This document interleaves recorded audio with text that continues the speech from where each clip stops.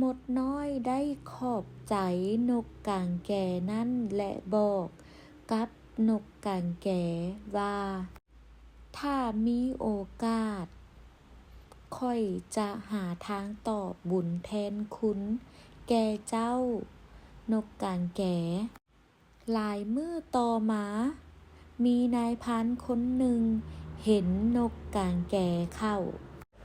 จึงได้แนธนูใส่หวังที่จะยิงเอานกกางแก่นั้นไปเป็นอาหารของตนเองมดน้อยโตนั้นที่นกกางแก่เคยได้สวยไว้มาเห็นพอดีจึงฮีบแลนเข้าไป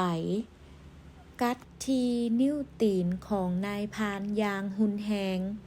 เฮ็ดให้นายพรานเจ็บและตกใจจึงได้ยิงลูกธนูไป